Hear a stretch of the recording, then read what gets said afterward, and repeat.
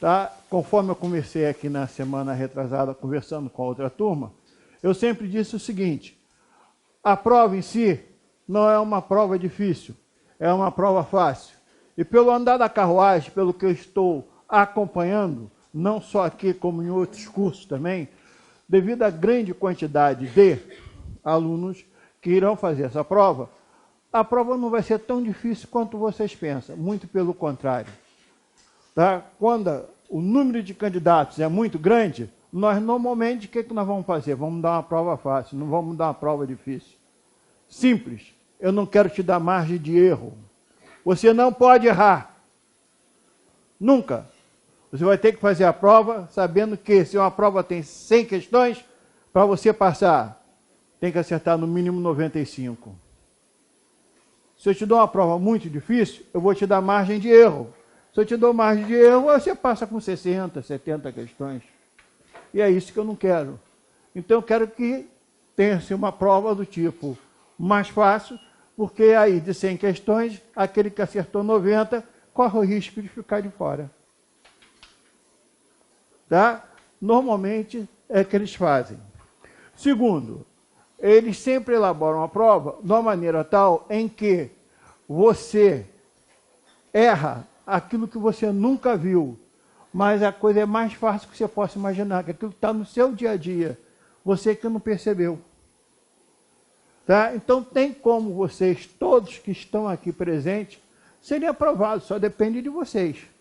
A única coisa que eu peço a vocês, senhoras e senhoritas, é botar o coração no pé. Você vai ter que agir igual o soldado do BOP, se tem alguém aqui que me perdoe. Coração no pé, sem sentimento. No momento que você botar o sentimento antes da prova, já era, perdeu. Você não pode nunca botar o sentimento à frente de tudo. Você tem que botar sempre o coração no pé. Você vai ter que agir como uma mulher militar mesmo, fria, calculista, se você quiser ser aprovado. Todos têm condições de ser aprovados? Tem sim, mas tem que fazer isso. Você não se incomoda com aquele piquenique que a tua colega vai fazer do teu lado.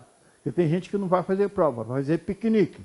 Né? Leva biscoito, leva pão de mel, leva refrigerante, leva suco. E quando começa a fazer a prova, abre um saquinho de biscoito. Aquele barulho te incomoda, mas você não tem que sentir aquele barulho, tem que sentir nada. Tá? Então, nós vamos começar a falar hoje sobre citologia. O que é citologia? Como é a citologia?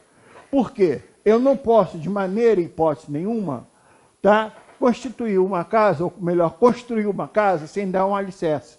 Então, eu não posso ensinar anatomia a vocês se vocês não sabem a base. O que deu origem àquela anatomia. Entendeu? Porque você tem que ter uma base. Então, quando eu começo a falar sobre citologia, normalmente eu cito que a citologia nada mais é do que o estudo da célula. Está tudo bem, até aí, legal. Mas o que é célula, afinal de contas? Tá? Então, por definição específica, eu coloco que célula é a menor unidade de vida. Tá? Ou melhor, é a unidade morfofisiológica de um ser vivo. Eu estou querendo dizer com isso para vocês que uma célula vai dar forma e função a um ser vivo. Se vocês têm essa forma, tá? Se você tem algumas funções específicas, isso tudo é derivado de quê? De uma célula. Nós trocamos, tá, todas as células do nosso tecido epitelial, por exemplo, a cada 28 dias.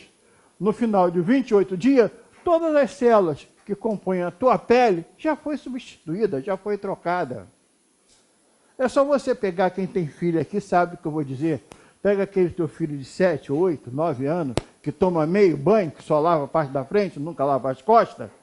E quando você olha, tem aquela crosta de células mortas, que a senhora, sua avó, Highlander, de 300 anos, diz que é caraca. Aí você vai lá, passa a mão, sai aquelas células. Vocês mesmo tomando banho, quando você passa a mão assim nas articulações do braço, o antebraço, que nós temos que começar a aprender algumas coisas, Fulano quebrou o braço, está engessado daqui para baixo. Não, ele não quebrou o braço, ele quebrou o antebraço. Braço é aqui em cima. Fulano quebrou a perna, engessou a perna toda. Não, se ele quebrou a perna, é da articulação do joelho para baixo, para cima é coxa. Então, esses pequenos detalhes é que faz a diferença. Existe aí uma meia dúzia de malucos que não tem nada que fazer, se eles tivessem que fazer, ele não faria isso. Eles trocaram cerca de aproximadamente 3.000 nomes dentro da anatofisiologia. Os caras trocaram, por livre e espontânea vontade. Logo, agora vocês vão ter que aprender o velho e o novo, porque eu não sei quem vai elaborar as provas. Se é um cara velho, se é um cara novo. Se for um cara velho, ele vai botar a nomenclatura antiga. Se for um cara novo, ele vai botar a nomenclatura moderna. Então você tem esses tipos de coisa. Tá? Normalmente, quando a gente fala em citologia, a gente lembra uma série de fatores. Então, várias teorias celulares foram criadas. Tá? Várias, que eu vou colocar aqui, foram criadas. Essas teorias todas que foram criadas, todas vão dizer a mesmíssima coisa se você parar para analisar, friamente. Vai dizer que é a unidade morfo. Quando eu digo morfo, vai dar forma. Físio vai dar função a um ser vivo. Tá? Então, nós temos aproximadamente alguns trilhões de células, não sei quantas. Eu não estou aqui, não sou maluco para contar. Tá? Mas a cada 28 dias, aqueles que tomam banho, por exemplo, tá? Porque está frio, não deve tomar banho toda hora, né?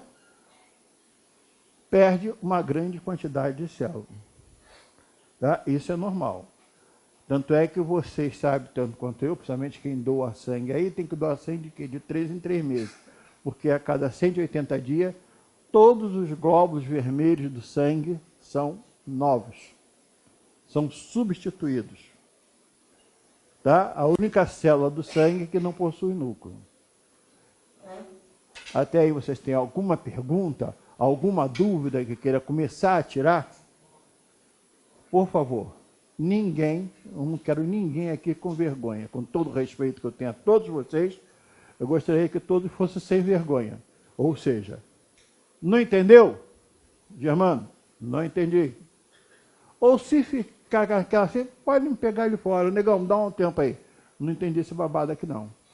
Porque não tem como você decorar, vocês entenderam? Anatomia e fisiologia não se decora.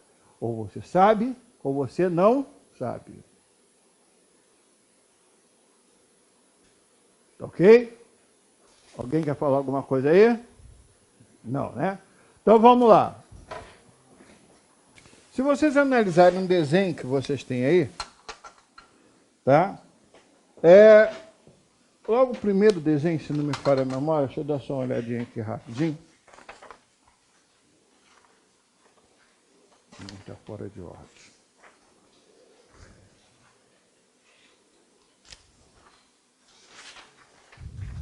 Esse desenho que está aqui, ó. Nível de organização dos seres vivos.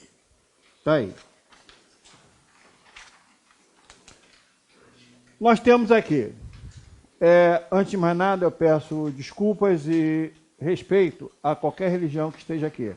Não vou falar em termos religiosos que não nos interessa. Nos interessa, sim, o termo científico. Diz os especialistas que a Terra sofreu uma série de transformações. Nessa transformação, surgiu primeiramente a água. Como vocês sabem, 3/4 do globo terrestre é água. Logo, 3/4 do nosso corpo também é água. Então, a pessoa que tem uma massa corpórea de aproximadamente 100 kg, na realidade ele tem aproximadamente 70 kg só de água. Uma criança recém-nascida é 95% do corpo de água. Quando baixa 5%, essa criança está desidratada. Tá? Então, aí você imagina. Dentro dessa água toda, surgiu algumas pequenas substâncias químicas, que nós chamamos de moléculas. Essas moléculas químicas, tá, seriam, no caso, as proteínas. Então, tudo no nosso corpo gira em função de quê? Proteína. Então, para que vocês comecem a tomar algumas ideias melhor, sempre que falar em corpo humano, falou, e tem essa terminação aqui, ó, ina, você está diante de uma proteína. Então, ó, adrenalina, proteína. Insulina, proteína.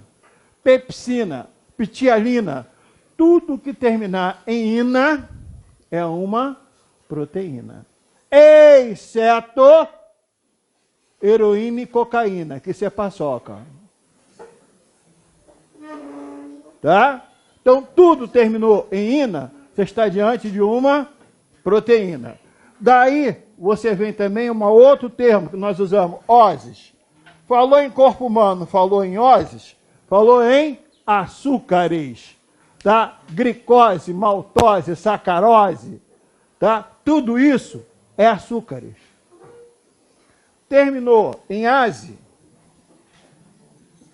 você está diante de uma enzima. Normalmente, essas enzimas são biocatalisadores orgânicos de natureza proteica. A função dela é quebrar essas moléculas que estão aqui. Todas as moléculas vão ser quebradas ali.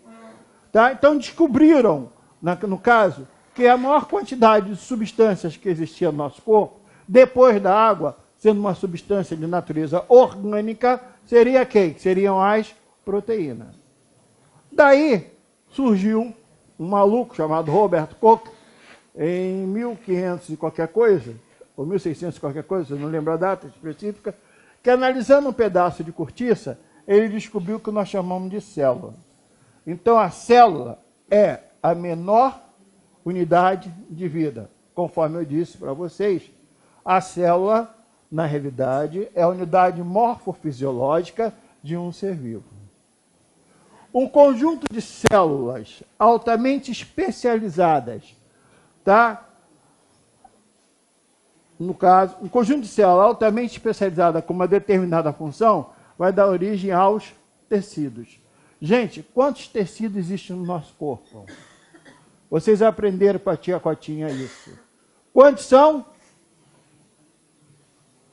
Quantos tecidos tem?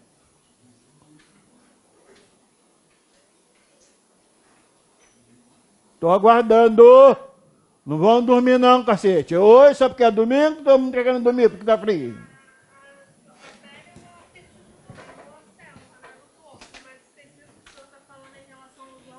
Não, os tecidos é que vão dar origem aos órgãos. A associação de vários tecidos dá origem aos órgãos, correto? Não, mucosa é um tipo de tecido.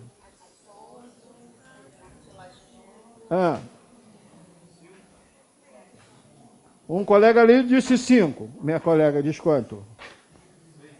Outro diz 6, outro diz 7. E eu chego aqui agora, só de brincadeira, eu boto aqui na pedra.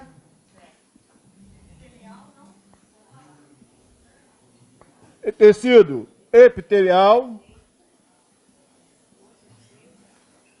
Tecido conjuntivo. Tecido muscular e tecido nervoso. Só tem 4. Isso aqui, ó, com toda certeza, hein? Pergunta que eles adoram na prova, porque sabem que vocês vão errar. Eu escutei, ainda há pouco, né? A colega falou aí. Conjuntivo, adiposo. Presta atenção. Tecido conjuntivo, ele é constituído por, nós vamos ver isso depois, tecido conjuntivo propriamente dito, tecido adiposo, tá? Tecido ósseo, tecido hematopoético, quer dizer, tecido sanguíneo, tá? Hematopoético é tecido sanguíneo. Então, ó, conjuntivo propriamente dito, tecido adiposo, tecido ósseo e tecido hematopoético. 4 tipos de tecido dentro desse aqui. Mas se cair amanhã ou depois numa prova qualquer, eles perguntam quais são os 4 tipos de tecido que tem. É esse que está aqui e acabou. Propositalmente, eles vão colocar tecido adiposo, tecido conjuntivo, para forçar você a errar. Eu tenho que fazer você errar. Tá? Então, eles fazem isso de propósito. Tá? A mesma coisa. Quais são os tecidos que a gente chama de tecido permanente aqui? Tecido muscular e tecido nervoso. Depois de adulto, tem o tecido muscular, que está dividido em liso, estriado cardíaco e estriado esquelético, tá? Esses não se regeneram mais. Quer dizer, se uma de vocês aqui, principalmente vocês, senhoras, que fizeram uma cesariana, com certeza o corte da tua cesariana está aberto. Não fecha nunca mais. Tá? Você vai ter só uma recuperação do tecido epitelial, que é o de fora. Esse regenera. Esse não. Para não ficar aquele vácuo, o tecido conjuntivo adiposo entra no meio e age como se fosse uma cola. Fica ali. Mas se eu for fazer uma nova incisão cirúrgica, em cima da que já tem, eu não vou abrir mais nada. Eu vou ali onde está cortado e corto de novo. Porque eu sei que embaixo está aberto. Então, se vocês forem fazer uma incisão, por exemplo, aqui na altura do abdômen, são 7 músculos que tem que cortar. Vai cortar 7 músculos. O de cima é epitelial, esse vai se regenerar. O de baixo já é tecido muscular. Aí nenhum desses se regenera mais. Aí ele entra com o tecido conjuntivo adiposo, agindo como se fosse uma cola, para poder só fazer aquela sutura superficial. Qualquer tipo de incisão cirúrgica, nós vamos simplesmente abrir no mesmo lugar. Quem tem mais de um filho por cesariana sabe do que eu estou falando. Tá? Ele não vai se regenerar, a não ser em crianças. Crianças se regeneram até uma faixa etária. Depois que atinge a passo de puberdade para adulto, já era. Não tem mais. Tá? E o tecido nervoso, que só se reproduz em vida intrauterina. Quer dizer, quando a pessoa nasce, já nasce com todo o sistema pronto.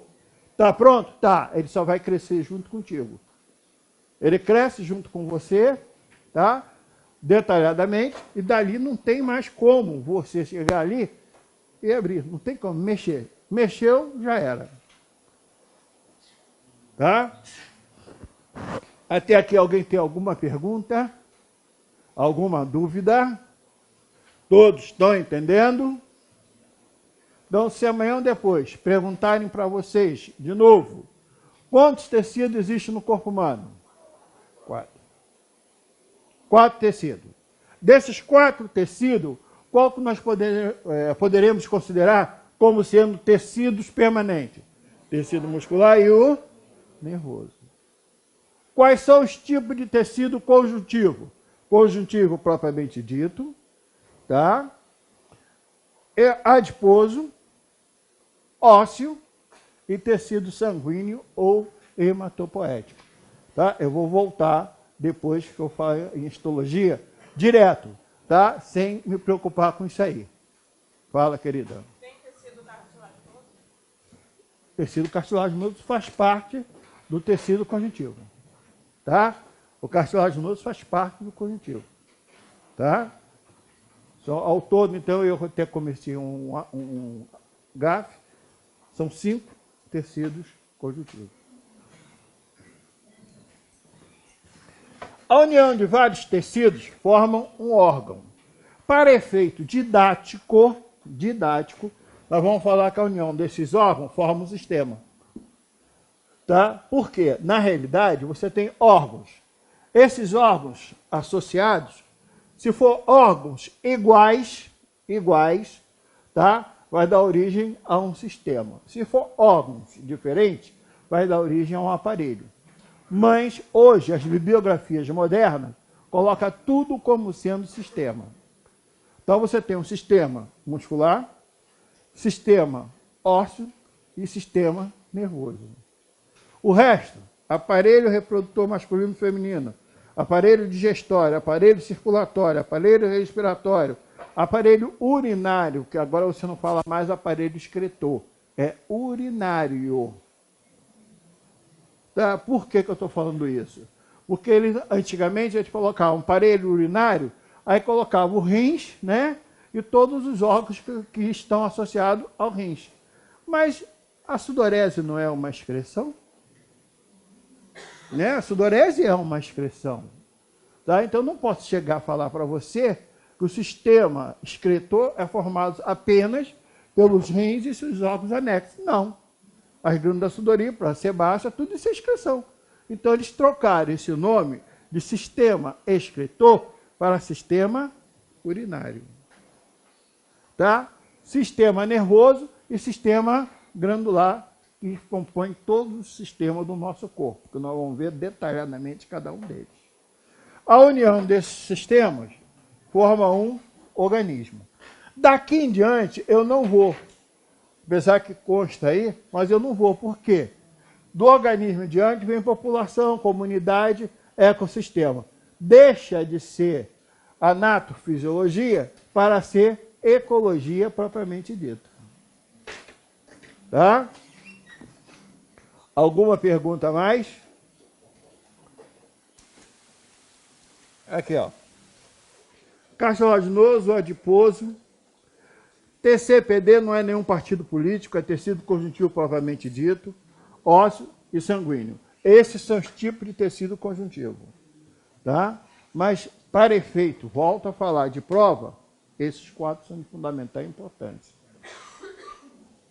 Tá ok?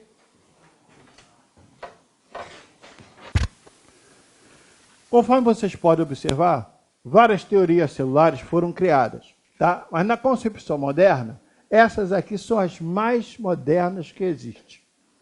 Tá? Não se assustem se aparecer outras, porque sempre tem alguém tentando descobrir uma nova coisa. Tá? Eles dizem a célula é a menor unidade de vida. Correto. Tanto é que ela é microscópica. A única célula humana que nós conseguimos observar, tá? A única delas é o óvulo. O óvulo é a única célula humana que pode ser vista a olho nu, mas nenhuma outra. Tá? Só ele. Todos os seres vivos são formados por uma célula. Se for por uma célula, nós vamos chamar de seres unicelulares. Se for por várias células, são seres pluricelulares. No nosso caso, que é o que nos interessa, são os seres pluricelulares. Todos nós somos seres pluricelulares. As reações vitais de um organismo ocorrem no interior da célula. Vocês concordam? Claro que tem que concordar. Por quê? Você não respira? Respira. Uma célula também respira. Uma célula vai ter um pequeno órgão, que futuramente nós vamos chamar de organoide. Organoide, orgânulos, organelas ou corpúsculo citoplasmático. Tudo é a mesma coisa. Tá? Repetindo. Organoide, organelas, orgânulos ou corpúsculo citoplasmático. Eu estou falando da mesma coisa. Pequenos órgãos. Logo, se uma célula tem um pequeno órgão, esse órgão nós vamos ver chama-se mitocôndrias, ele é o responsável pela respiração celular. É ele que faz com que a célula venha respirar. Tudo, abre entre aspas, tudo no nosso corpo vai depender do infeliz do mitocôndrias. Tudo. É ele que cuida disso. Então você junta o combustível de uma célula. Qual é o combustível de uma célula, gente? Qual é o principal combustível? Qual é a principal fonte de energia de uma célula? É glicose. açúcares. Esse é o combustível de uma célula. A célula precisa de glicose para poder sobreviver. Nós, seres humanos, não produzimos glicose. Somente os vegetais, através de um processo chamado de fotossíntese, é que vai produzir glicose. Vai ser a principal fonte de energia de uma célula. Nós não temos essa capacidade. Tá? Nós necessitamos disso. Tanto é que, abre aspas de novo, nós aprendemos no passado que a fotossíntese era a respiração de uma planta. Mentira. Planta respira? Respira. Tá? A fotossíntese, na realidade, nada mais é do que a nutrição de uma planta. Então, através do processo de fotossíntese, a planta vai dar origem à glicose. Ela pega água, gás de carbono no ar atmosférico, água do solo, em presença da luz e da clorofila, transforma em glicose e libera oxigênio para nós à noite. E essa glicose vem quando você come tudo quanto é alimentos de origem vegetais. Tá? Então a glicose vem dali. Então você tem toda a respiração celular vinculada a isso. Você precisa de glicose. Tá? Uma célula tem um estômago? Claro que tem. Ela tem estômago? Claro que tem. Chama-se de lisossomo. É o responsável pela digestão intracelular. Então, tudo que você possa imaginar ocorre no interior da célula. É a célula que vai ser responsável por isso tudo. Tá? O outro. As células sempre se originam de outra célula. Claro. Está aqui, ó. Nós somos frutos da união de duas células. Uma célula chamada óvulo e outra célula chamada espermatozoide. Tá? Abre parênteses. Na realidade, apesar de se falar a palavra óvulo, mas não é. Tá? O certo seria ovócito de segunda ordem. Só passa a ser chamado óvulo no momento que é fecundado. No momento em que há a penetração do espermatozoide, aí nós vamos chamar de óvulo. Fora disso, é ovócito de segunda ordem. Mas todos aqui sabem muito bem, tá? O termo óvulo. Então, a fecundação, onde ocorre a fecundação?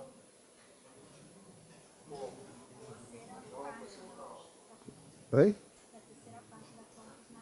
Isso. No terço médio da trompa de Falópio, num lugar chamado ampola. Ali ocorre a fecundação. Se o óvulo não for fecundado ali, ele simplesmente não chega nem no útero. E nem no útero ele aparece. Tá? Na realidade, matematicamente, você tem aproximadamente cerca de 24 horas apenas para ser fecundado nos 28 dias. Tá? Você só tem esse prazo, esse intervalo de tempo. Porque se for antes da ampola, tá, ou do terço médio, o óvulo está verde demais. Se for depois, está maduro demais. Tem que ser ali. Fora disso, ele não vai chegar nunca ao útero. Quer dizer, o fluxo menstrual, tá, nada é do que o óvulo jogando fora. Não está jogando óvulo fora nenhum, porque ele não chega no útero. Ele só chega se for fecundado. Está fazendo simplesmente uma descamação da mucosa uterina. Tá? Está só descamando e acabou. As células são portadoras de material genético. O DNA, que é, no caso, a tua identidade, todos nós aqui possuímos DNA. Todos nós. Cada um tem o seu. Tá? Cada um vai ter o seu próprio DNA. Cada um tem a sua própria identidade. Tá? E isso ninguém vai mudar. Tudo isso é encontrado no núcleo de uma célula. O núcleo de uma célula é onde você vai encontrar DNA. Pergunta de prova. Qual é a única célula do sangue que possui DNA.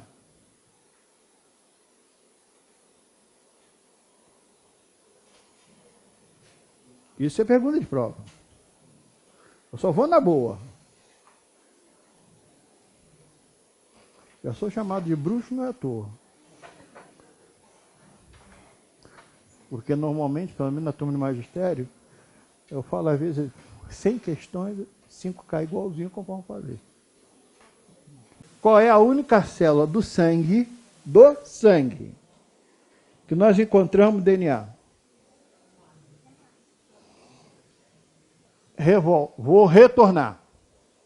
Quais são as células do sangue? Hemácias, que mais? Glóbulo branco ou leucócitos? Plaqueta não. Plaqueta não é célula. Plaqueta é fragmento citoplasmático. Plaqueta ou trombócitos, né? É fragmento citoplasmático. Então nós temos no sangue 2 células. Os leucócitos, conforme minha colega falou aqui, ou glóbulos brancos, e as hemácias, ou glóbulos vermelhos. Na realidade, gente, a única célula do sangue que é nucleada, que possui um núcleo, são os leucócitos. Os glóbulos brancos. Glóbulos vermelhos não têm núcleo. Não possui núcleo.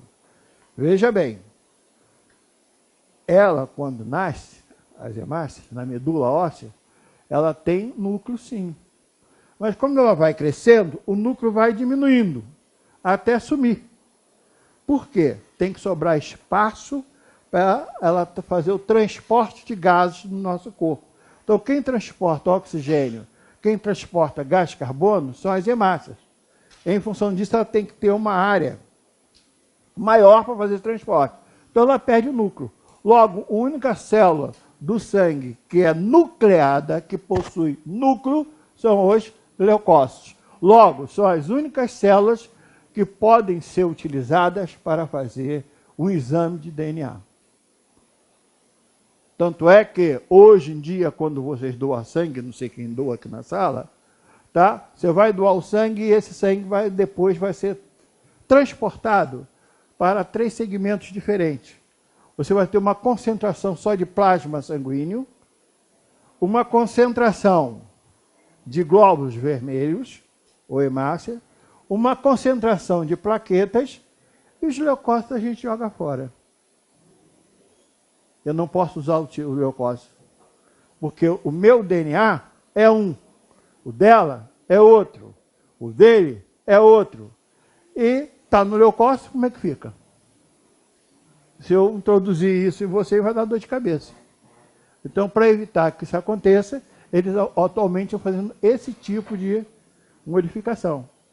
Tanto é que antigamente você tinha qual é o seu tipo sanguíneo? A fator RH positivo. Qual é o seu tipo sanguíneo? O fator RH negativo. Hoje em dia, qual é o seu tipo sanguíneo? A1, A2, A3 ou A4? Mudou. Por quê? É analisado tudo para poder facilitar na hora do transplante de sangue. Tá? Gente, dúvidas até aqui? Perguntas?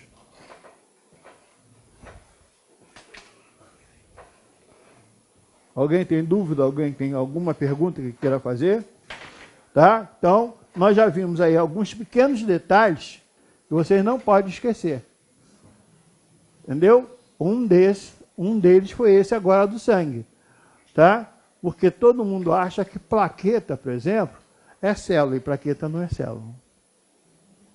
Tá? É fragmento citoplasmático, quer dizer, resto do citoplasma de células. Tá? Dentro dos elementos figurados. Então, só repetindo rapidamente, o sangue tem 2 partes. Uma parte líquida, que nós chamamos de plasma, e uma parte sólida, que nós chamamos de elementos figurados do sangue. Entre esses elementos figurados do sangue, nós temos uma célula anucleada, que são as hemácias, outra célula nucleada, que são os leucócitos, e fragmentos citoplasmáticos, que são as plaquetas. Tá? Até aí, alguma dúvida a mais? Alguma pergunta? Fala nele. Tá?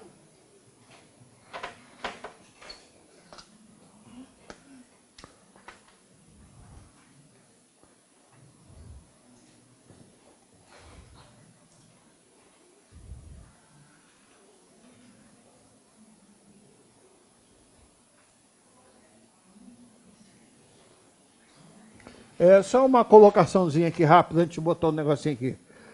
O vírus. Vírus. Em algumas bibliografias, os vírus são considerados seres vivos.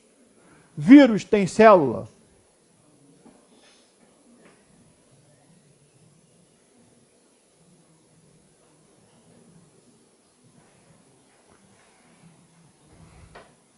Os vírus têm célula? Não. Nenhum vírus tem célula. Tá?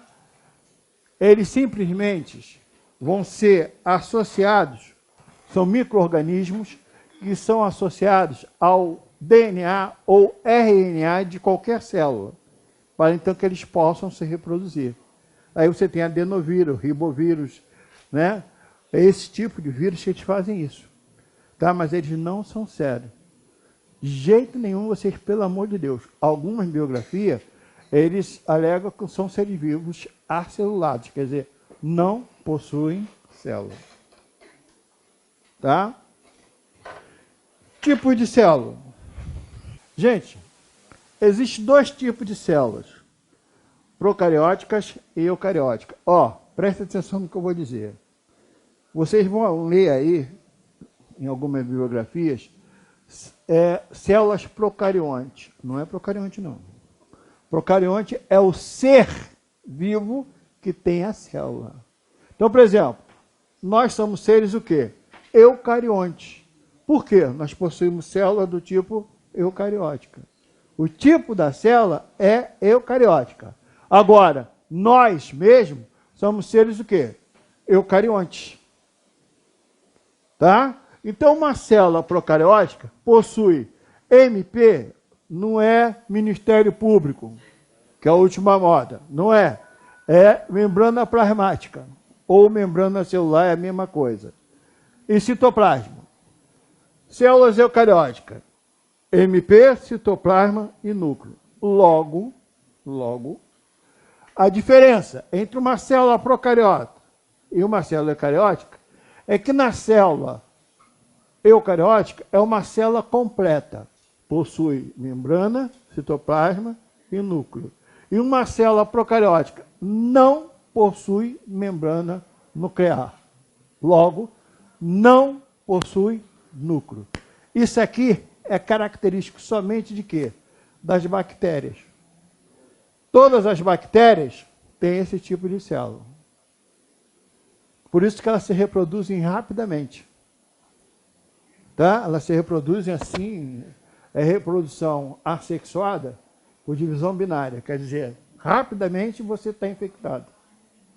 Tá? Já nesse caso aqui, não. Essas células são células nucleadas, onde nós vamos encontrar o DNA do núcleo. Aí vem aquela pergunta que não quer calar. Mas célula procariota tem DNA? Tem. Pode ser encontrado em qualquer parte do citoplasma. Qualquer uma. Tá? Em qualquer parte do citoplasma, há uma probabilidade de você achar o DNA. Já na célula que nós chamamos de célula eucariota, não. Ela vai ser encontrada no núcleo, e agora vem uma outra pergunta de prova. Qual é o outro lugar, vamos dizer assim, de uma célula eucariota, onde há uma possibilidade de você encontrar DNA? Já viu isso? Já viu? Pois é, mas tem. Vou repetir. Qual é o outro lugar de uma célula eucariota onde há uma possibilidade de você encontrar DNA?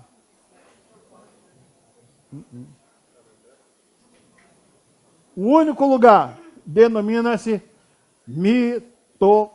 mitocôndrias.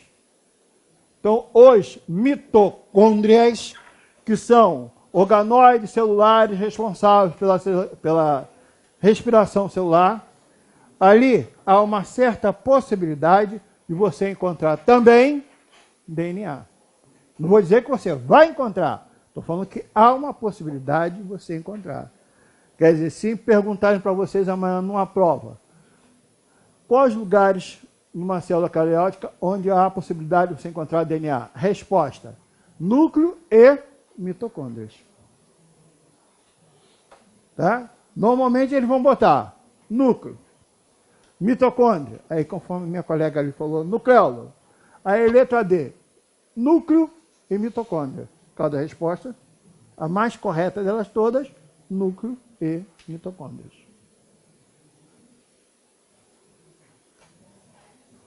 Tá?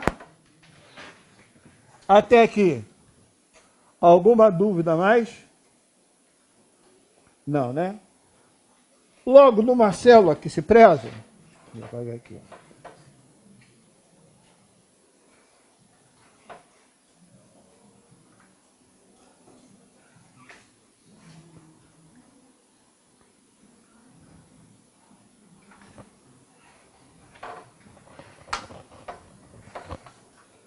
Numa célula que se preza, nós temos, primeiro, isso está escrito aí na postilinha de vocês, está aí escrito isso aí.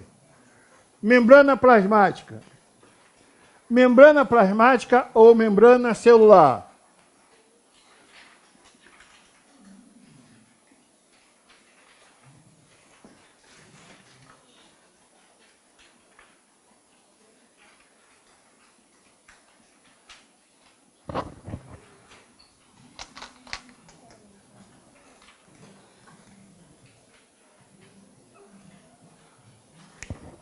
Membrana plasmática ou membrana celular é a mesma coisa, tá?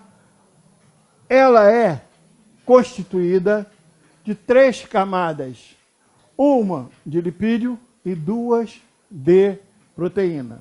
Logo, qual é a constituição química da membrana plasmática? A constituição química da membrana plasmática é lipoproteica. Por que lipoproteica? Ela vai simplesmente limitar tudo aquilo que entra e sai da célula. Nada vai entrar na célula sem a ordem da membrana plasmática. Então, ela tem uma camada de proteína, uma segunda camada de lipídio e uma terceira camada de proteína. São 3 camadas. Tá? Sendo que a do meio é lipídio. 2 de proteína. Então a substância que está no meio extracelular, vamos dizer assim, está fora da célula, ela tem que passar aqui, daqui ela vai passar aqui, daqui ela vai mais ou menos aqui, um exemplo, para poder entrar na célula. Então a célula, se achar que não deve entrar, não vai entrar. Vou citar um exemplo característico para vocês que acontece com todos nós. Medicamento. Você está com uma cefaleia. Você toma 2 Neosaldina. Tem gente que gosta de tomar 2, 3, uma dúzia. Entendeu? A célula acha que uma Neosaldina, uma só, vai fazer efeito, somente as células do fígado. Porque todos os medicamentos que vocês ingerirem, qualquer medicamento tem que passar pelo fígado. O fígado que vai distribuir a dosagem correta para qualquer parte do corpo. Tá? Quem distribui é o fígado, mais nada. Então o fígado acha que não vai, o que ele vai acontecer? Ele vai simplesmente deixar passar uma pelas membranas e as demais será eliminado. Ele não vai armazenar nada, ele vai jogar tudo para fora. Porque se ele começar a armazenar muito medicamento, como acontece, e quem passar vai ver isso aí no futuro, pode provocar o que a gente chama de cirrose hepática por excesso de medicamento. Tá? Você também tem a cirrose por excesso de medicamento, somente antibiótico. Tá? Então o fígado faz isso.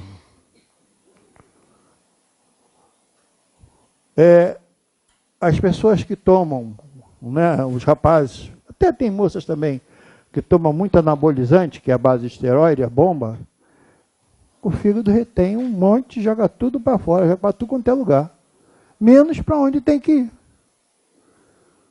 Tanto é que hoje, você vai no Hospital Rafael de Paula Souza, você vai encontrar um grande número de cidadãos sarados com tuberculose. Cara forte, bonito, bom mesmo para tomar tiro, com aquele corpo largão. Entendeu? Que quanto mais largo, melhor. A gente não erra um tiro. Entendeu? Eles simplesmente, se você for fazer uma análise daquele pessoal, muitos deles estão com tuberculose. Porque eles se preocupam com a massa corpórea. Ao preocupar com a massa corpórea, ele simplesmente, o que ele faz? Ele deixa os órgãos internos completamente livres, abertos. Aí um bacilo qualquer, ou bacilo, ou vírus, tá? Que o vírus é uma coisa, bactérias é outra. Ele simplesmente penetra ali e provoca a tuberculose. Aí tu vê o cara forte pra caramba, mas na realidade o cara está todo brocado por dentro. Simplesmente por causa disso. E o fígado vai jogando tudo para fora. Nada do que você possa imaginar, o fígado vai reter. Ele não vai reter, não. Ele não vai segurar o pepino, não. Ele simplesmente, ele pesa ali de entre 1 quilo a 1,5 kg aproximadamente é o fígado, é o peso dele. E ele não vai ficar mais do que isso. Então, o que tiver em excesso, fora. Teu organismo expulsa. Tá? Ele simplesmente não vai armazenar o que está ali. Então, a membrana plasmática, ele tem a constituição lipoproteica. E a sua função, a função dela,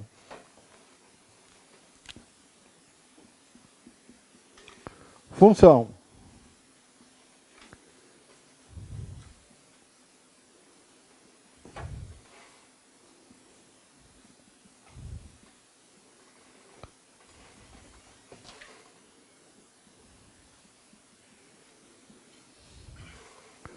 Função da membrana plasmática, permeabilidade seletiva, ou seja, ela vai selecionar tudo aquilo que entra e sai da célula. Tá? Tudo aquilo que entra e sai da célula é simplesmente, no caso, fica sob responsabilidade, tá, da membrana plasmática. Então, nada vai passar sem autorização da membrana. Correto? Então, vou retornar. Gente, qual é a constituição química da membrana plasmática? É uma constituição quê? Lipoproteica. Qual é a função da membrana plasmática? Permeabilidade seletiva. Até aí alguma dúvida, alguma pergunta? Fala. Ela é responsável. Uma das responsabilidades é essa. Transporte passivo. Entendeu? Transporte passivo. Um dos transportes da membrana. Ela é feita isso porque ela vai dosar a quantidade de água. A única substância que entra e sai é a água. Só. Nenhuma outra substância. Hã? Até aqui alguma dúvida? Hã? Eu acredito que está tudo aí. Não está escrito? Ah, bom. Gente, olha só. Não adianta eu botar uma série de fatores aqui, injeção de linguiça, tá? Para ganhar tempo. Coisa que nós não temos é tempo. Logo, nós temos que ser simples e objetivos. Tá? Então, estou procurando ser o mais simples e objetivo. Como eu estava até falando aqui, eu pretendo agora, antes do almoço, a gente terminar tudo sobre citologia e depois do almoço já entra em histologia direto. Entendeu? Vê se termina tudo hoje. Tá? Olha aqui. Transporte de substância através da medida provisória. Tá? Porque quando eu já botei MP, porque vocês não vão mais esquecer. MP é membrana plasmática. Logo, o que mais se fala hoje é MP, que é medida provisória. Quer dizer, quando se fala MP, você fala, opa, membrana plasmática. Esquece medida provisória, pelo amor de Deus. Tá? Então você tem 3 tipos de transporte. Transporte, no caso, primeiro, passivo, que obedece à lei da física da difusão. Quer dizer, a quantidade de substância que entra tem que ser a mesma que sai.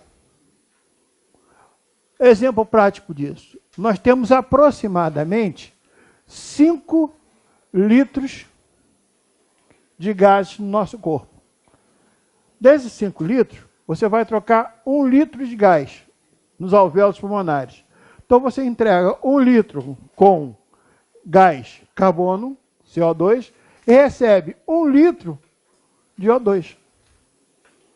Tá? Vai ser sempre assim, vai ser sempre essa troca, havendo equilíbrio entre um e outro. Tá? Tem que haver esse equilíbrio. Você bebeu água, tá, tudo bem. Então, quando você vai adentrar o toalete para mixar, olha que termo lindo. Olha que coisa bonita. Mas, pelo amor de Deus, negão, tu não fala isso para qualquer nega na rua, não, que ela vai dizer, que isso, é comida? É coisa nova? Você não pode falar isso. Entendeu? Infelizmente. Então, quando você adentra o toalete para mixar, você vai botar a água para fora, líquido para fora. Aquele líquido que tu botou, você vai ter que botar para dentro de novo. Vai manter um equilíbrio. Tanto é que existe um erro muito grande que nós aprendemos isso. Eu aprendi e vocês aprenderam. O rins filtra o sangue. O rim não vai filtrar sangue? Nada. Não vai filtrar nada. Ele vai simplesmente, o termo correto, depurar o plasma sanguíneo. A única coisa que é filtrada nos rins é só a parte líquida do sangue. Só a parte líquida é que é limpa. Tudo quanto é substâncias que tiver ali serão simplesmente jogadas para fora do nosso corpo. Todas as impurezas. Tá? Então, qualquer tipo de impureza, você vai fazer isso. Tá? O resto fica dentro do corpo. Então, você tem, por exemplo, uma absorção muito grande a nível de intestino grosso. Quantas vezes vocês estão sentados aí, ou em casa deitado, até conversando em casa, essa parte aqui direita do teu corpo, aqui assim, ó, começa assim, ó, blulu, blulu, pobre que é pobre. Já sabe o que vai dizer, né? Estou com fome. Primeira coisa que ele pensa. Na realidade não é nada disso, gente. A quantidade de água que tem no teu corpo, a quantidade de aminoácidos, vitaminas, aqui com aquele barulhinho que você está escutando, aquilo está sendo absorvido de novo. Está sendo jogado de novo para a corrente sanguínea. Tá? Então uma parte vai sair na pipica e a outra parte volta para o sangue. Por isso você escuta o barulho. Tá? Você normalmente, para aplicar aquele caoto, diz que é fome. Tá? Mas na verdade não tem fome nenhuma aí não. Tá? É simplesmente só isso. Reabsorção de substâncias.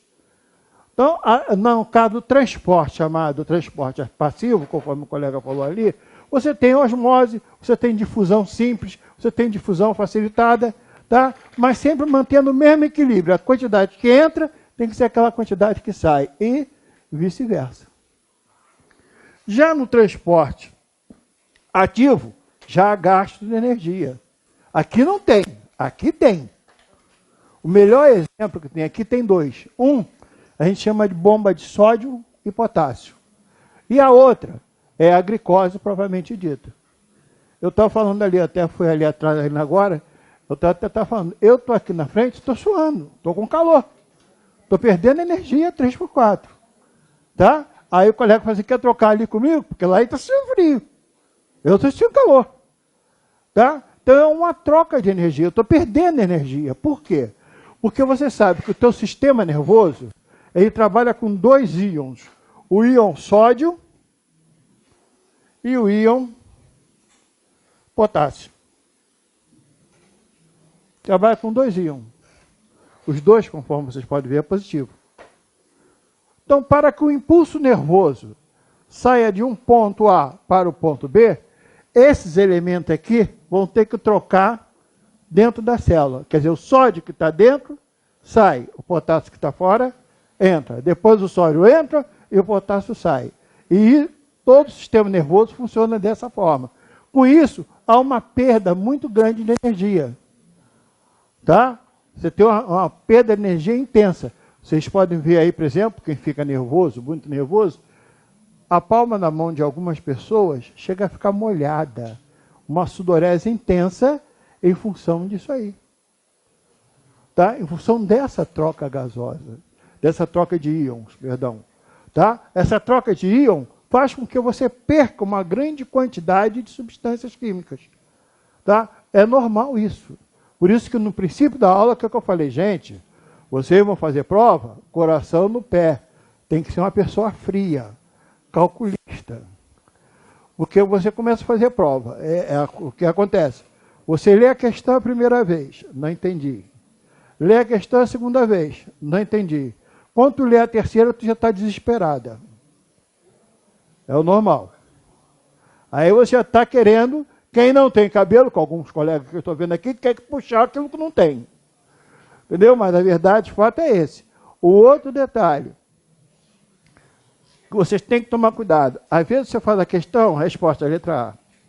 Segunda questão, letra A. Terceira questão, letra A. Duvido que tu vai marcar de novo. Tu não marca mais. Aquele negócio, eu tenho que te desestabilizar. Eu tenho que mexer com você. Eu tenho que fazer isso com você. Você não pode, por isso que eu estou falando, o coração tem que estar sempre no pé, você tem que ser uma pessoa fria, uma pessoa calculista, para que você possa fazer isso. Eu lembro que eu ainda falei, por exemplo, o colega ali está comendo biscoito, aquilo ali acontece na prova, mas aqui nós estamos em sala de aula, tranquilo, beleza. Mas na prova você já fica nervoso porque o cara está comendo biscoito. Não pode fazer isso. Tá? Então, isso aqui, a bomba de sódio e potássio, guarda esses dois elementos químicos, porque se tiver que cair qualquer pergunta disso aqui, só tem duas perguntas que podem cair. Uma é sobre bomba de sódio e potássio. Eles colocam um texto, onde eles colocam dentro do texto essas duas substâncias, ou uma das duas. Quer dizer, no que você leu, você viu uma das duas substâncias, que tipo de transporte é? Transporte ativo. É isso que eu estou ensinando a vocês. A resposta, gente, está dentro do texto. Tá? E quando você começa a ler, se você começar a raciocinar, você vai ver que a resposta está ali dentro. Você, quando acabar de ler, tu já sabe. Mas se for letra A de novo, você já fica com aquela interrogação na testa. Pô, foram duas letras A, será que essa é A de novo? É assim. Marca sem medo.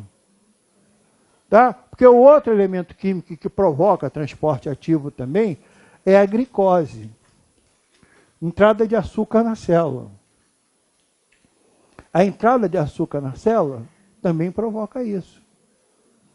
Tá? Você pode observar, por exemplo, quando alguns de vocês, não digo tantos rapazes, mas vocês, senhoras e senhoritas, às vezes vocês se alimentam mal de manhã. Se alimentou mal, vai para o trabalho, vai para a faculdade e tal. De repente você está em sala e começa a suar frio, gelado, e começa a ver tudo preto na frente de vocês. Com um pequeno detalhe, eu não estou na frente de vocês. Aqui se vê a coisa preta que eu estou aqui. Tá? Isso significa que você está entrando no quadro de hipoglicemia. Ou seja, a tua taxa de açúcar desceu. Então, o teu corpo está pichando aquele açúcar pequenininho que tem ainda, que está restando ali. Aí você está com aquela sudorese fria. Se você não sentar, você vai desmaiar. Você vai apagar. Ele te cobra isso. Então, você tem que manter sempre o mesmo equilíbrio. Tá bem que não precisa comer um torrão de açúcar toda hora. Mas é bom você, às vezes até, principalmente vocês, senhoritos, levar sempre um caramelo. Então, aquela bananada, só você lembrar da minha cabeça aqui, ó. Bananada açucarada. Leva uma dentro da bolsa, coloca lá, baixou qualquer coisa, você vai e come aquela bananada que a taxa de açúcar vai aumentar gradativamente. Tá? Então, a glicose é uma outra substância que também leva ao chamado transporte ativo. Mas, para efeito de prova, guarda bem esses dois aqui. Ó. Esses dois são os que eles mais pedem, correto? E o último, o que a gente chama de transporte em bloco ou transporte em quantidade. É a mesma coisa, tá? Esse transporte em bloco é quando entra uma grande substância no interior da célula. pode ser por dois tipos. Pinocitose, englobamento de partículas líquidas. E fagocitose, ocorre com englobamento de partículas sólidas. Guarda fagocitose. É outra pergunta que eles gostam. Por quê? Exemplo. Existe uma célula no nosso organismo que faz a defesa do organismo pelo processo de fagocitose. Que célula seria essa? Leucócitos. Os leucócitos, glóbulos brancos. Fagocitose. Toda a defesa do teu organismo é feito através do processo de fagocitose, tá? Feito pelos leucócitos. Quer dizer, quando você tem uma substância purulenta, né, o pus, propriamente dito, que você olha aquilo ali são leucócitos mortos, principalmente no combate contra bactérias. Tá? Qualquer tipo de micro-organismo é estranho ao teu corpo, o leucócito sai em combate e o processo que ele faz, fagocitose, ou seja, você tem uma celulinha aqui,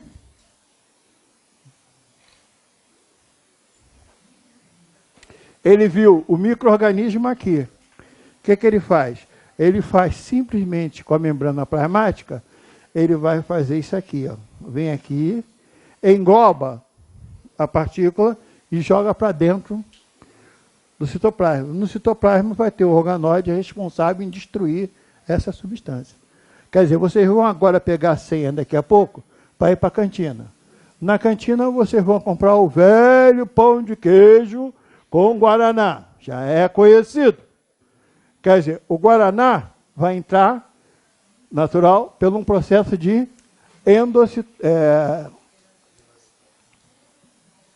pinocitose. Ou seja, as gotículas estão aqui, a célula faz uma invaginação e joga esse guaraná para dentro.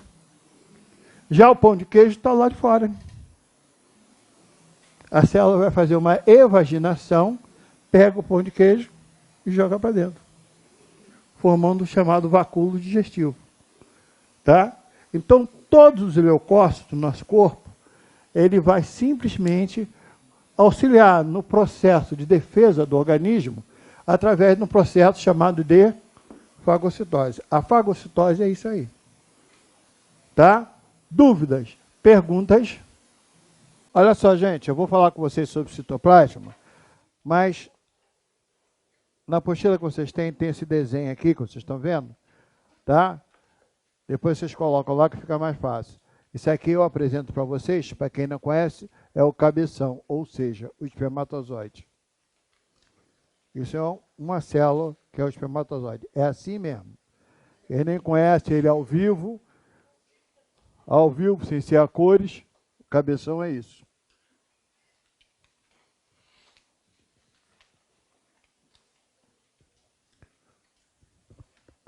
Vamos lá. Nós começamos a bater um papo e falamos de imediato sobre a membrana plasmática. Tá? Falamos tudo sobre a membrana plasmática. Eu acho que não tem mais nenhuma dúvida sobre a membrana plasmática. Tem? Alguém tem alguma dúvida aí que queira tirar? Não, né? Agora nós vamos conversar aqui, bater um papo, sobre aquele espaço localizado entre a membrana plasmática e o núcleo. Tá?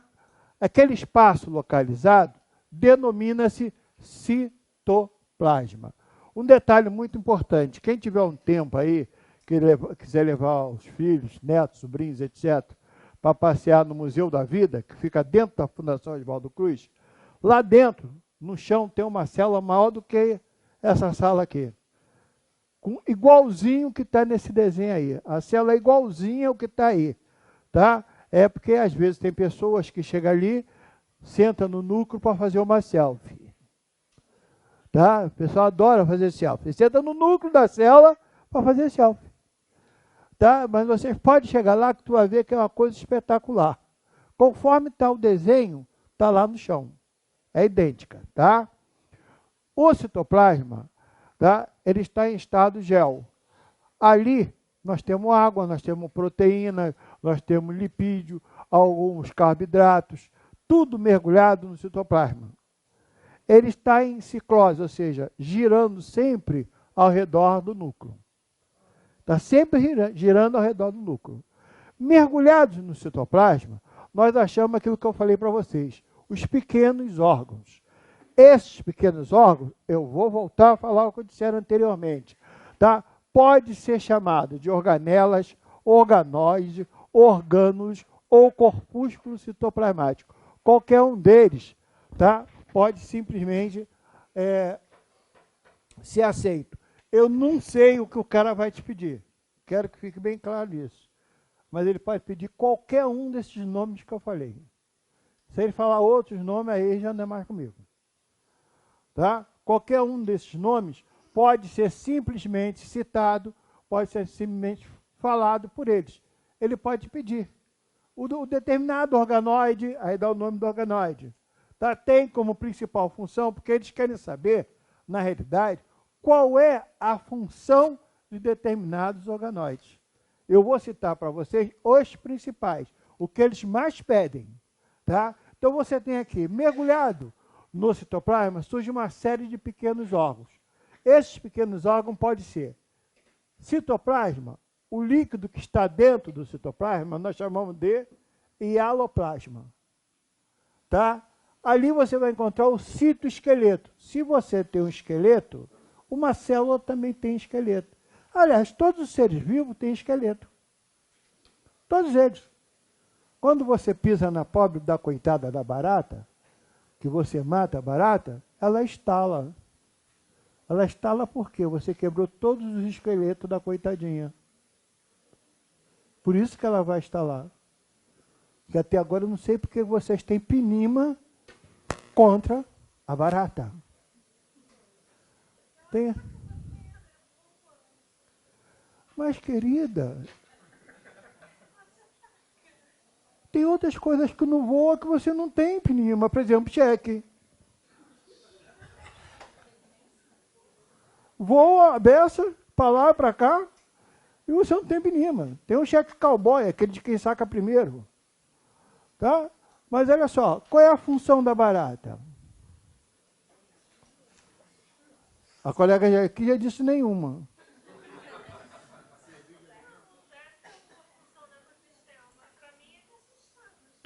Para você te assustar. Tem outros que eu não vou nem dizer. Tá? Mas, na realidade, aonde a barata vive? No esgoto. O que tem no esgoto? Micro-organismos, não é isso? Principalmente bactérias e outros seres mais. E de que a barata se alimenta? De micro-organismo. Então, ela está ali com uma determinada função dentro daquele nicho ecológico. Ele tem que ter uma função. No verão, por exemplo, o número de barata aumenta. Às vezes você está jantando, ela entra pela janela, bate na parede, cai dentro do prato de feijão, você nem vê. Come pensando que é carne seca. Ainda aperta assim. Tá? Por quê? Está no ar atmosférico. Aí eu pergunto, qual é a época do ano que você tem o maior número de conjuntivite? Por isso que a barata está voando. O clima está seco, as bactérias se reproduzem rapidamente, aquilo que eu falei para vocês. Uma bactéria, em 24 horas, ela já tomou o teu corpo todo. Entendeu? Então, em função disso, elas estão ali para se alimentar da pobre coitadinha da bactéria. E vocês vão matar a barata. Tá, tem gente que não gosta, tem até homem que não gosta de barata mesmo, não. Tem uns homens que querem a barata assim meio atravessada, sei não, deixa para lá, mas tudo bem. Quem? Ah.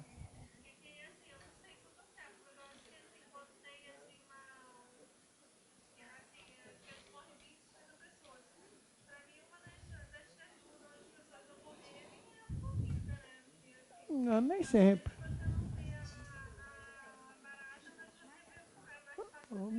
Se for no hospital do estado hoje, você tem formiga, barata, rato. Tem um jardim zoológico preso dentro do hospital. Entendeu? Aí o que acontece? Entra um rato, sai um paciente. Não pode os dois ocupar o mesmo lugar no espaço. Tem muito. Tá? Então, o citoesqueleto é isso. Toda célula vai ter um formato.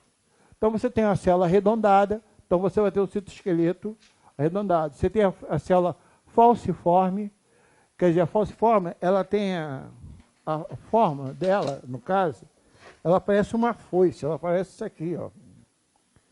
É aquele responsável pela anemia falciforme. Né? É uma doença hereditária comum na raça negra. Mas graças à miscigenação que está sendo muito grande, agora está passando também para a raça branca. O pessoal está muito preocupado porque o negro conseguiu se adaptar a esse tipo de célula e está sobrevivendo até 60, 65 anos. Já o pessoal da raça branca ainda não chegou a esse nível. Então, muita gente está indo comendo capim pela raiz mais cedo em função da anemia falciforme. Tá? Porque isso aqui começa a faltar oxigênio no teu organismo. A célula não tem espaço para transportar oxigênio. Então, você tem vários tipos de célula. Tem a célula estrelada do sistema nervoso, né? As células pultiformes, como a célula do sistema muscular. Né? Então, todas as células têm um formato. Esse formato fica vinculado ao citoesqueleto. Perdão. O sistema de endomembrana, quer dizer, são órgãos que têm a sua origem na membrana plasmática.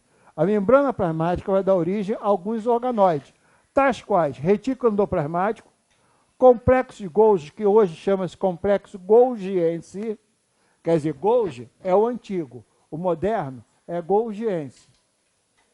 E o envoltório nuclear, ou seja, a membrana que envolve o núcleo, também chamada de carioteca. Carioteca ou cariomembrana, tanto faz. Tá? Fica triste comigo não, porque fui eu não. Não sou eu não. Tá? O retículo endoplasmático, por função, ele pode ser liso ou agranular, conforme está escrito aí, liso ou agranular, e rugoso ou granular. Esse retículo endoplasmático liso, ele tem como principal função a síntese de lipídios, quer dizer, ele produz gorduras. Entre elas surge o chamado esteroide. Tá? Então, ele é o responsável pela síntese de lipídio e pelo transporte de substância dentro da célula. Já o retículo endoplasmático rugoso, ele tem toda a sua extensão uma série de pequenos grânulos chamados de ribossomos. Tá? Então, aqui, você vai achar uma série de pequenos grânulos denominados ribossomos. Tá? Esses pequenos grânulos denominados ribossomos têm como principal função a síntese de proteínas. Então, olha só, primeiro detalhe, retículo endoplasmático rugoso ou ribossomo. Qual é a função? Qual é? A função do retículo endoplasmático rugoso qual é? Síntese de proteína. Detalhe muito importante, ele faz o transporte de substância também dentro da célula. Mas a principal função dele é a síntese de proteína. Então, se perguntarem para vocês amanhã, qual é o organoide responsável pela síntese de proteína? Qual seriam duas respostas possíveis? Retículo endoplasmático rugoso ou granular e ribossomo. Ou uma ou outra está correta. Tá? Pode ser uma como pode ser outra. Qualquer uma das duas está correta. Você tem que saber as duas. A função é essa. No caso, síntese de proteína. Só voltando um pouquinho. Você tem um programador celular. Esse programador celular chama-se DNA. Ele está dentro do núcleo de uma célula. Aí tudo bem. Ele vai sintetizar uma série de informações. Essa informação tem que chegar no citoplasma. E do citoplasma tem que ser espalhado para o resto das células. O que ele faz? Ele é o programador, ele vai simplesmente criar o RNA. Esse RNA chega até os ribossomos. E nos ribossomos ele passa a mensagem para as proteínas. E isso corre o corpo todo. Eu, conforme eu disse, falei com ela ali ainda há pouco, você tem uma máquina perfeita. A tua máquina perfeita é o seu próprio corpo.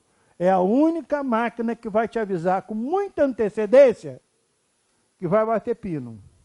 Ela te avisa. Agora, se você acredita ou não, o problema é seu. Mas tu já sabe que ela vai te derrubar. É só você dar mole. Infelizmente, nós, seres humanos, estamos sempre tentando ultrapassar os nossos limites. Tá? Ela até deixa, vai. Mas vai chegar um ponto que ela vai te dar uma trava. Sim? Não, ele pode estar espalhado em todo o citoplasma, espalhado no citoplasma, como também pode estar ligado ao retículo endoplasmático rugoso. Não é o liso, o rugoso. Ele espalhado em todo o citoplasma, função, síntese de proteína. Ele junto com o retículo endoplasmático rugoso, função, síntese de proteína. Entendeu? Ou um ou outro, síntese de proteína. Entendeu? Tá? Ele está em todo o citoplasma. Quando você vê, qualquer célula que você vê esse monte de pontinho, pode ter certeza que não é sarampo. Eu garanto para você que não é sarampo, mas que é ribossomo, é. Tá? Olha aí no desenho que tu está vendo, não tem espalhado? Tá? Em todo ele. Também no desenho surge um conglomerado de sacos achatados, uns sobre os outros. Tá? Esses sacos nós chamamos de complexo de Golgi ou complexo golgiense, que é a coisa mais moderna. Sua principal função, armazenamento e secreção celular. Eu vou comparar ao intestino grosso. Né? Qual é a função do intestino grosso? É aquele negócio. O intestino grosso, nós vamos ver, você tem cólon ascendente, cólon transverso e cólon descendente. 3 coisas. Daqui, do cólon transverso ao cólon descendente, através da curva sigmoide, o que ele vai acontecer? Ele vai armazenar, tá? Vai, no caso, formar a titica e vai mandar para baixo. Se der tempo, chega no banheiro. Se não der, já era. Tá? Porque essa é a função dele. Tá? Veja bem, eu não disse intestino delgado, eu não disse colo ascendente. Eu falei cólon transverso e cólon descendente. Por quê? Aqui você tem uma série de bactérias saprófitas no teu intestino grosso, que é responsável pela formação do bolo fecal. Quer dizer, quando essas bactérias não estão aqui, fazendo esse trabalho, elas foram para o shopping, foram fazer umas compras, já saíram de férias, é quando você tem diarreia. Elas não estão ali. Aí você tem que reconstituir a flora bacteriana. Tá? Nada que um iogurte natural não dê jeito. Natural, não é aquele com mel, a natural, aquele puro mesmo, ruim, da praga. Organoides membranosos. Tá? Esses organoides membranosos, tá? Ele vai dar origem ao primeiro. Só vou sublinhando o que vocês têm que saber, hein? Lisossomo.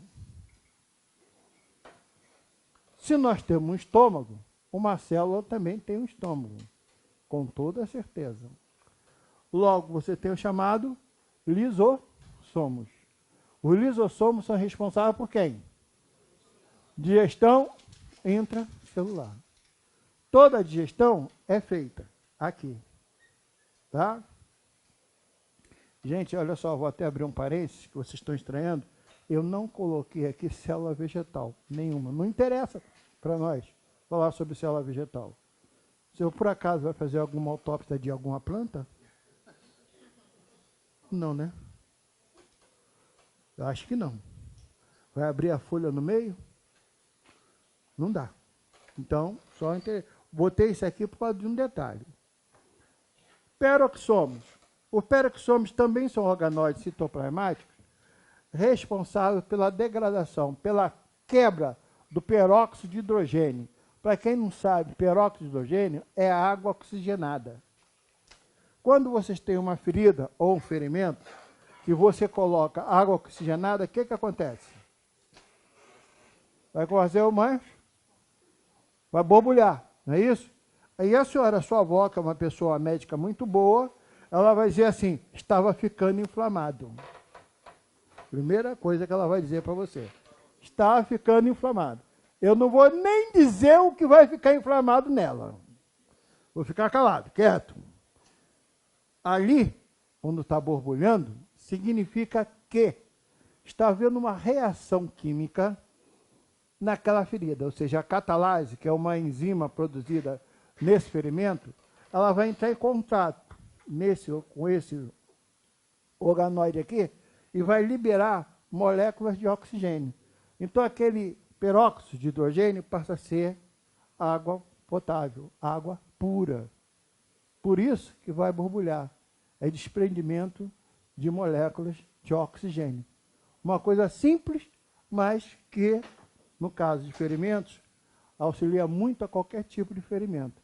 Tá? Você simplesmente tem uma melhora razoável em função disso. Dependendo também de como você faça aquela asepsia do ferimento, né? Pelo amor de Deus. Tem gente que faz asepsia errado, faz de fora para dentro da ferida, e não é. É de dentro da ferida para fora.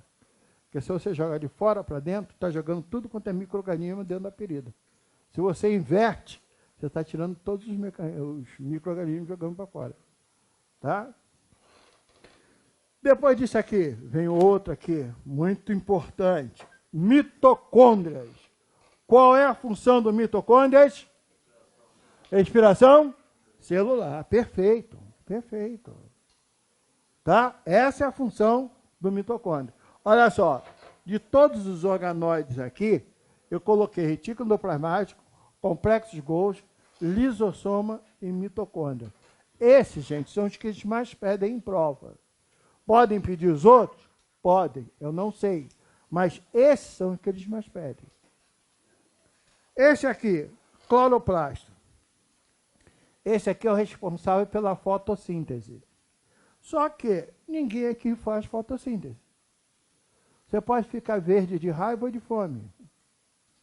Tá? Mas você não é clorofilado. Você não tem clorofila.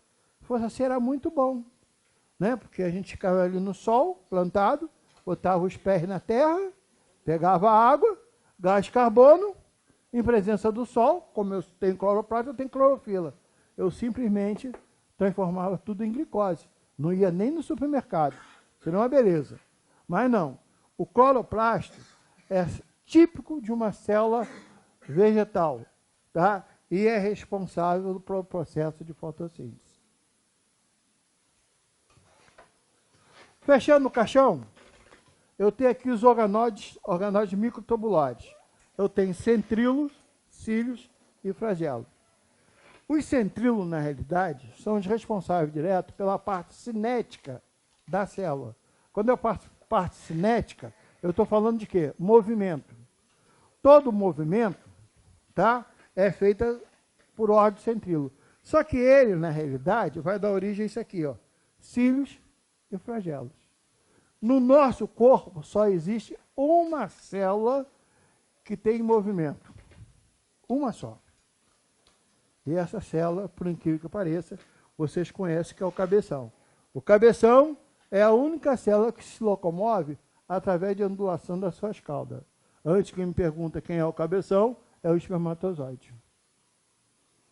É a única célula móvel do teu corpo. Ah, mas o óvulo não é móvel? Não. Não é mesmo, ele é fixo.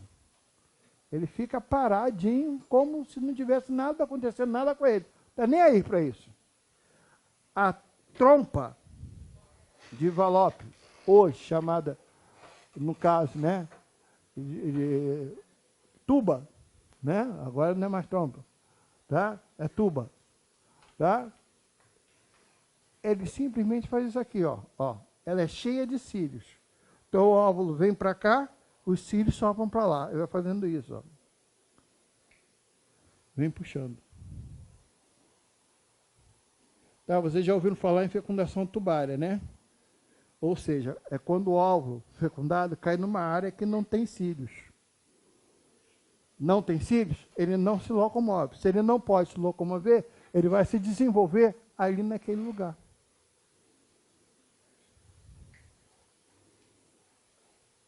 Entendeu? Então, é isso que acontece, tá? Então, você tem a tuba auditiva, trompa de Eustáquio, e a tuba ovariana, que é justamente onde se dá a fecundação.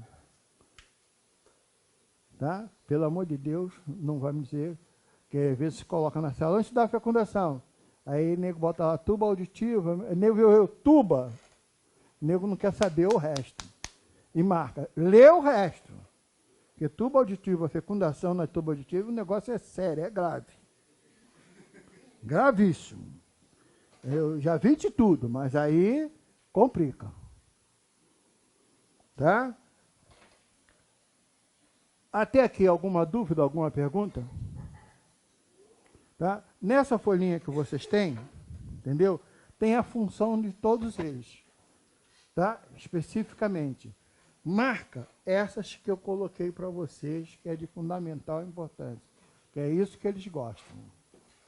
Eu não sei porque não sei se eles não sabem o resto, entendeu? Eu sei que eles só pedem essas que estão aí. Tá? Alguém tem alguma pergunta a mais, alguma dúvida que queira tirar?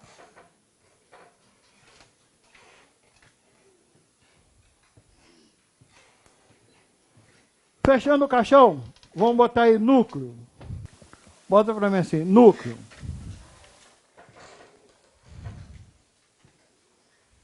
É o centro vital da célula.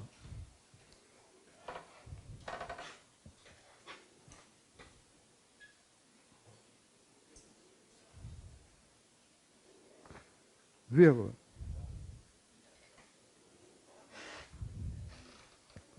Uma vez que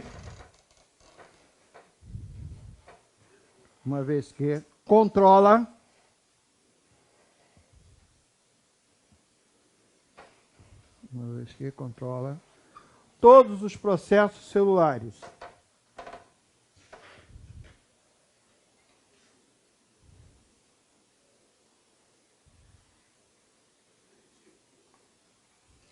O núcleo é o centro vital da célula.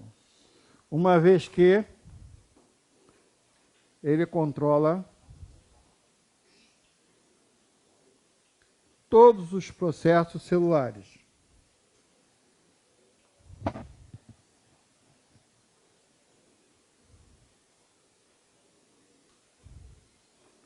Ponto. Parágrafo. Uma típica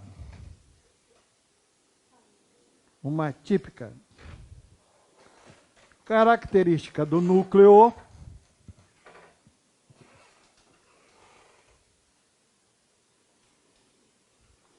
é a variação que ele sofre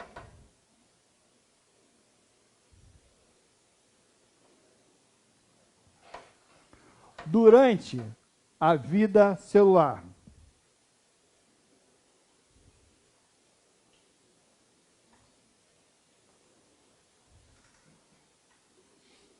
Ponto. A mesma linha. Quando não está em divisão,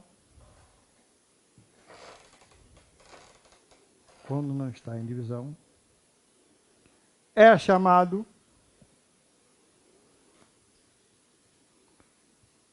núcleo interfásico.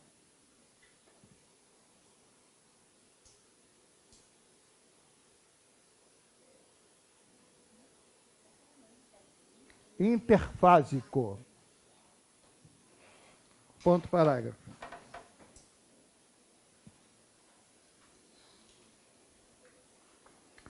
Nos eucariontes,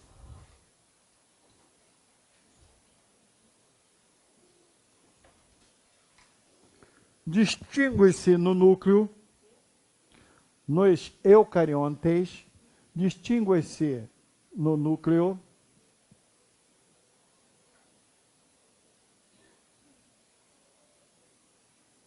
os seguintes componentes: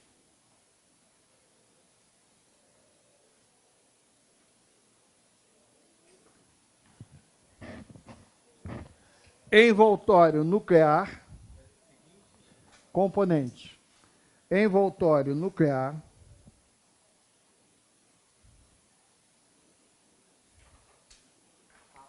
envoltório nuclear,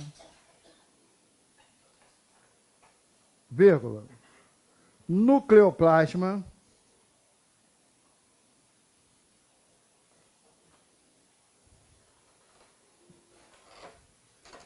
vírgula, nucleolo,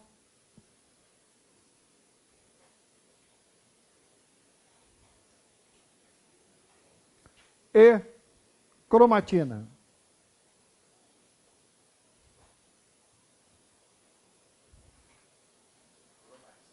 Cromatina.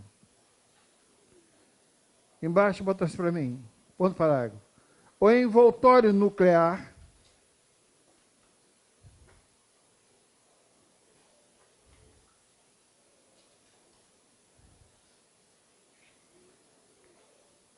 é uma membrana dupla e porosa.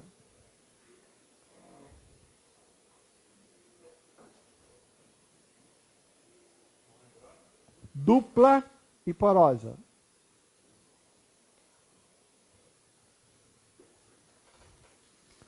Ponto parágrafo. O nucleolo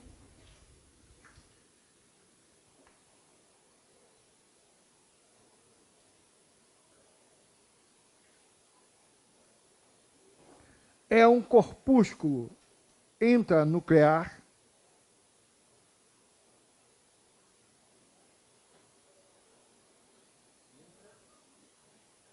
nuclear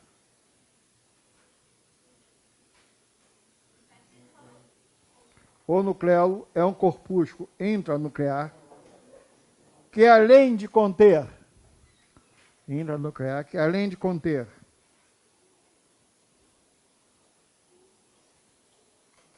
proteínas de DNA,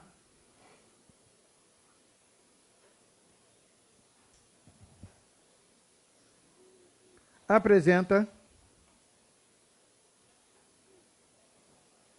grande quantidade de RNA.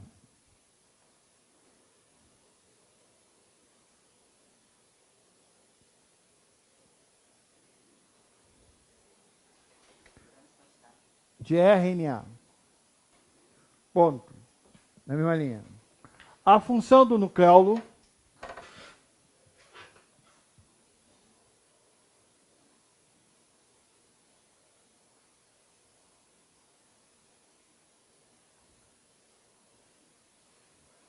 é a produção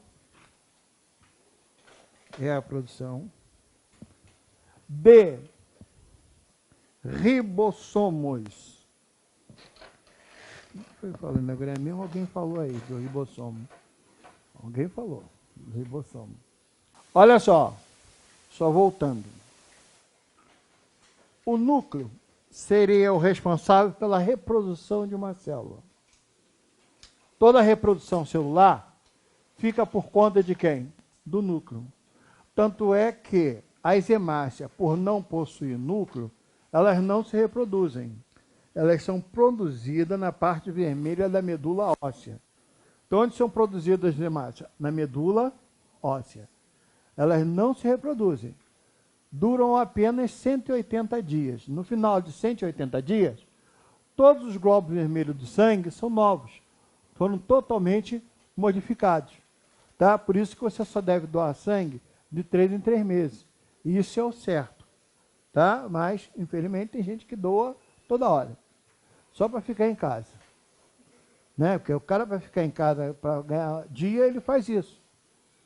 Você está com conjuntivite? Topa, vou ficar perto de você. Para quê? Para pegar a conjuntivite, para não precisar trabalhar amanhã. Usa tática. Tá? Então, o núcleo, ele é responsável em fazer isso, ele vai fazer a reprodução de uma célula. Tanto é que tem dois processos de reprodução, que você vai ver aí, chamado de mitose e meiose. Tá? A mitose é a divisão de uma célula mãe em células filhas com o mesmo número de cromossomo de uma célula mãe. Como assim, Germano? A mitose, você pega uma célula que nós temos de 46 cromossomos, qualquer célula do nosso corpo tem 46 cromossomos. Divide-se dando origem a duas células também com 46 cromossomos. Isso ocorre em todas as células do nosso corpo, exceto nas células que compõem os gametas masculinos e femininos. Os gametas masculinos e femininos, você não tem mais mitose, você tem o quê? Meiose. Então, a meiose é a divisão das células reprodutoras masculinas e femininas. Então, na meiose, por exemplo, você tem uma célula mãe que vai dar origem a algumas células filhas. Então, uma célula mãe com 46 cromossomos vai dar origem a células filhas com 23 cromossomos. No caso do sexo feminino, essa gametogênese propriamente dita, você vai ter uma célula mãe dando origem a um óvulo e 3 corpúsculos polares. Para cada célula germinadora feminina, você tem um óvulo e 3 corpúsculos polares. Para cada célula germinadora masculina, você vai ter milhões de espermatozoides. 1 milímetro cúbico de esperma, você tem aproximadamente 100 milhões de espermatozoides. Para 1 milímetro cúbico. Uma célula só vai dar origem, mas uma célula da seguinte maneira: 46 cromossomos divide, dando origem a células com 23 cromossomos. Tá? Não pode dar mais. Se der mais, como no caso da síndrome de Down, que é a trissomia do cromossoma 21, tá? Aí a coisa muda de figura. Você vai ter sempre uma pessoa suspeita. Eu, por exemplo, eu tenho na minha família a minha enteada que ela tem trissomia do cromossoma sexual. Ela não tem 2 cromossomas X, ela tem 3. É que a gente chama de superfêmea. Não reproduz. Não reproduz mesmo. Não tem como você pegar 47 cromossomas dividido, vai dar 23,5? Ou é ou não é. Tá? Então isso acontece. Pode ser uma monossomia, como pode ser uma trissomia. Então a reprodução sexuada, no caso a reprodução dos seres humanos, fica a cargo da meiose. É a divisão de uma célula mãe em células filhas com a metade de cromossomo da célula mãe. Tem aí os desenhos delas aí. Já a mitose é a divisão de uma célula mãe em células filhas com o mesmo número de cromossomos. Ó, essa parte que tem aí, prófase, metáfase, anáfase, telófase, não gosto disso não. Precisa você esquematizar isso na tua cabeça, não? Eles não vão te pedir. Isso eu tenho quase com certeza que não vão te pedir, porque não é qualquer um que saiba isso, que possa guardar isso. Principalmente no que diz respeito à meiose, que é maior. A meiose, na realidade, são duas mitoses. Uma mitose reducional, que vai reduzir de 46 para 23, e outra equacional, que divide aqueles 23 em 23. Tá? Ali é diferente, e a mitose é outra coisa. O núcleo está dentro dele, tem uma série de pequenos líquidos, tá? Chamado nucleoplasma. É igual ao citoplasma. Pode chamar de nucleoplasma ou cariolinfa, é a mesma coisa. Tá? É o líquido que é encontrado dentro do núcleo. Ali surge o nucleolo, tá? Onde é armazenado o DNA. O DNA é produzido de um lado e é armazenado no nucleolo. Ele fica armazenado no nucleolo junto com as proteínas. E vai dar origem ao RNA. Além disso, vem a principal função do nucleolo. Qual é a principal função de um nucleolo? É a produção de quê? Ele produz o quê? Ribossomo. E qual é a função do ribossomo? Síntese de? Observaram que é a mesma coisa? Eu voltei de novo à síntese de proteína. Voltei. Então, o que está acontecendo? O nucleolo é responsável pela produção de ribossomo.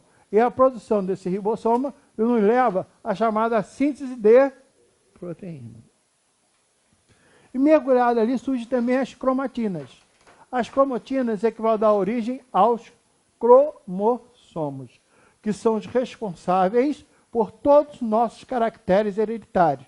Gente, quantos cromossomas nós temos? 46. 6. Aqui ninguém tem 47, que ninguém tem síndrome de Down. Tá? Ninguém é mongo. Então nós temos 46 cromossomos. E nas células sexuais, 23. Logo, a mitose ocorre em todas as células do nosso corpo, tá? Principalmente o que a gente chama de células somáticas. E a meiose ocorre somente na produção dos gametas. A meiose ocorre somente na produção dos gametas. Gameta masculino, tá? Que a gente chama de espermatogênese, e o gameta feminino, que é a ovogênese. Tá? Então você tem isso aí, essas diferenças. Tá? Alguém tem alguma pergunta, alguma dúvida sobre isso? Alguém tem pergunta? Alguém tem dúvida? Eu acredito, eu que tenho um exercíciozinho aí para vocês, né? Para vocês brincarem aí, tal. Mas, como eu estou vendo aí muitas pessoas que estão pretas igual a mim de fome, né? Que eu estou pretinho de fome já, tá? Tem que entrar ali na fila do coisa, na fila da cantina, tá? Logo depois da merenda, aí nós vamos voltar e eu entro em histologia. Tá? Hoje vai ser isso. Dúvidas, perguntas? Olha só, gente, a colega que teve uma dúvida na questão 8, provavelmente alguém deve estar com essa dúvida. Ó, fornecendo um aminoácido X radioativo a uma célula que utiliza para fabricar o material de secreção, qual é o organoide responsável pela secreção celular? Após certo tempo, observa sinais no caso de radioatividade, notadamente aonde? Qual é a resposta? Complexo de Golgi. É aquilo que eu falo para você. A resposta estava dentro da palavra. Estava na questão. A questão estava, ela falou que secreção. Quem faz secreção? Complexo de Golgi. Tá? Então vocês observam que a coisa não é tão difícil como se pinta, não.